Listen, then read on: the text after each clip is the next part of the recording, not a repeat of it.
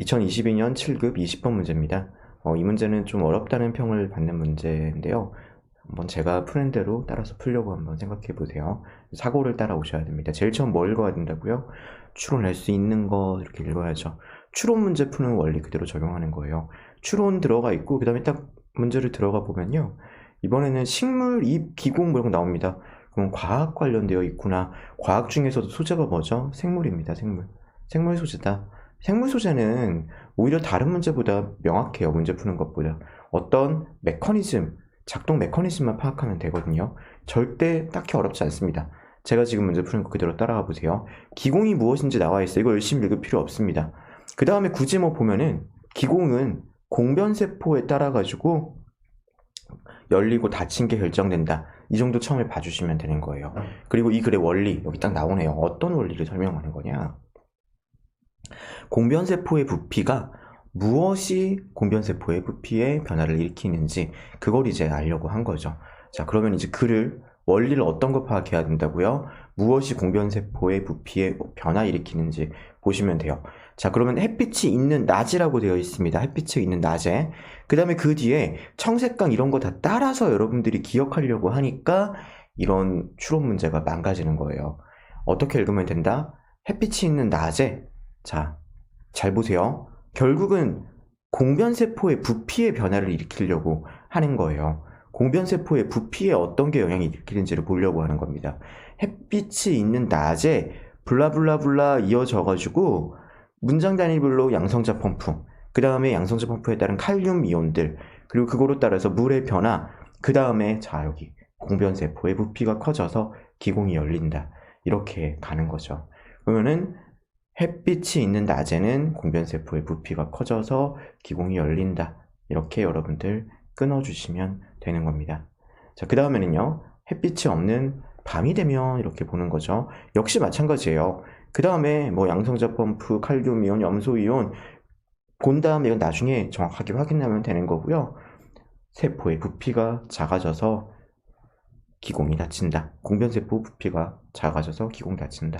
이렇게 기공 이야기하는 거로 이어져서 공변세포 부피가 햇빛에 따라서 어떻게 달라지는지 파악하고 그 메커니즘이 여기 있겠구나라고 파악하는 걸로 족한 겁니다. 선생님 이 문제만 그렇게 읽는 거 아닌가요? 아니에요. 모든 문제 전부 다 원리 파악 이렇게 구조로 문장들이 어떤 역할을 하고 그들이 글에서 어떤 기능을 하는지 파악하면 그걸로 족합니다. 다음 문제를 한번 볼게요. 공변세포 부피는 수분 스트레스 반응에 의해 조절될 수도 있다라고 말을 하고 있습니다. 그럼 그 다음에 안 읽었어요. 읽을 필요가 없겠더라고요. 수분 스트레스 반응에 따라 가지고 열리는지 닫히는지 이야기할 겁니다. 그걸 언제 보면 된다? 선지에서. 기공의 여닫힘은 미생물에 의해 조절되기도 한다. 예를 들면이라고 되어 있네요. 역시 언제 보면 된다? 선지에서. 자, 이거는 추론할 수 있는 것으로 되어 있고 줄글이기 때문에 읽어줄 수밖에 없어요. 실험도 아니고요. 읽어주되 다 읽는 게 아니라는 거죠. 그 다음에 선지를 본 다음에 문제로 올라가서 확인하는 거예요.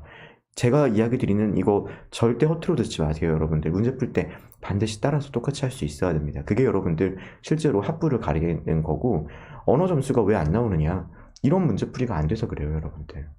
꼭 따라 하셔야 됩니다. 기억 한번 보겠습니다.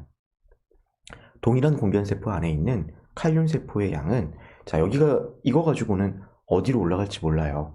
햇빛이 있는 낮에 햇빛의 청색광 차단하는 필름으로, 햇빛이 있는 낮에 청색광 차단 필름으로 덮은 경우가 덮지 않은 경우보다 적다라고 되어 있네요. 어디로 가야 될까요?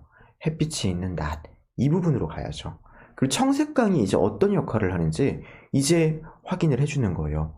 그리고 그로 인해 가지고 청색광이 뭐에 미치는 영향이라고요? 칼륨 이온의 양인 겁니다.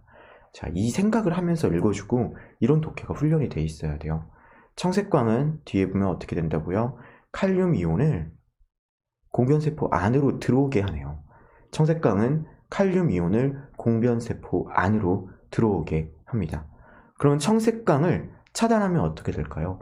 차단하면 공변세포 안에 있는 칼륨의 양이 차단하게 되면요.